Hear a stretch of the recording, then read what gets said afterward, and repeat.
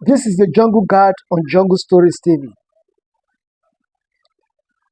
I feel somehow each time I hear people who shouldn't make certain comments making such comments. It baffles me and I keep wondering why such elites, such people who are termed the cream of the society, who should make things work better, begin to make statements that are detrimental to the greatness of the country. We've all been agitating for US to intervene in our internal crisis as regards terrorism issues Nigeria has been facing. Though a lot of people have been saying negative things about that proposal by the US and United Nations. But for those of us who knows the benefits of these interventions on this our internal crisis, we keep telling them the benefits and they're having a change of mind right now. But of recent, we began to see some big guys. These are people that we should trust on. These are our role models that we should look up to, making statements that are baffling. I baffled when I heard of Professor Wole Soyinka saying that US intervention in Nigeria is not what to be done. He said that how can Donald Trump open his mouth and said he wants to intervene in the internal crisis of this country? It baffles me. Wole Soyinka is somebody I respect so much. He's a role model. He's somebody I wish to see personally and interact with all the time, even before now. But for this statement he has made, I feel somehow, with all great respect for him, I was surprised when I heard him making these utterances that US intervening in Nigeria is not called for. Let's look at it critically. US coming to Nigeria is not for any selfish reasons. What have you got to repay US for their intervention in this country? The terrorism fight is almost beyond our own internal strength right now. The military are trying, but you can see the way these guys are attacking different parts of this country. That shows that the strength is beyond, is almost getting beyond the strength of the Nigerian military. Look at recently the attack in Kwara State, where people were killed in the cold blood right inside the church. Another attack came shortly after that. Look at the one that happened on the 21st of November, where students and teachers were kidnapped from a primary and secondary school in Niger State. It's not St. Mary Nursery and Primary School also in Niger State. We were reliably told that 315 students and teachers were kidnapped.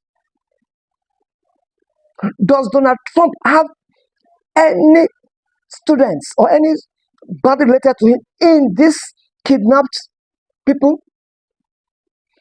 Does his wife work in the school? Does he have a child right in the school? Does any of his relatives, brother, sister, any of his blood even extended family has any affiliation in that school? Can you imagine? Total of 315 people, students, teachers, female and male teachers were kidnapped. And as I speak, we do not know their whereabouts. Attacks are coming here and there, back and front. If you hear of attack in Niger today, the next day you hear attack in Kebbi State. Another day you hear another attack in Benue State. The next day you hear another one in Kwara. Another day you hear another one in Osun. The next day you hear another one in Kafanchan. What country is this? Of course, the military is trying, like I told you. But when this government wants to attack, they attack in swarm. They don't just attack with few numbers. They come in an outrageous number that outnumber number of military that will be on ground at a particular time of attack. That, can you imagine the government, the terrorists attacking a place with almost 200 people, 200 gunmen? There are how many security men? How many military do we have on ground? It may not be up to 50. So compare the number of 50 military men on ground and over 100 or 200 armed terrorists approaching them with automatic rifles. And yet we keep opening our mouth. We keep saying that UN intervention is not called for. UN intervention is not important. UN intervention is not what we expect. Then what do you expect? My question is that what do you want? Is it that we are happy seeing our brothers being killed in the cold blood? Are we happy seeing our mothers, our sisters being raped, killed in the cold blood? Nobody is happy, except you're not thinking deep down in your mind. In fact, when I had a great professor like Wole Soyinka making such statement, I was baffled. I did not expect that from him. With all due respect, sir, that statement is not good for the growth of the nation. It's not good for the security of the nation.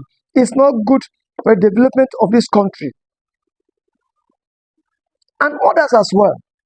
Except you have a benefit you derive from the killing of these innocent souls.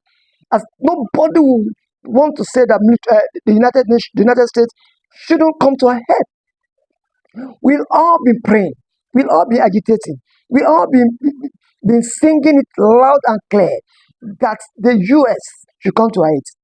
But yet, the cream of the society, those who should even be at the forefront of this campaign for US intervention, are now saying that US coming is not what?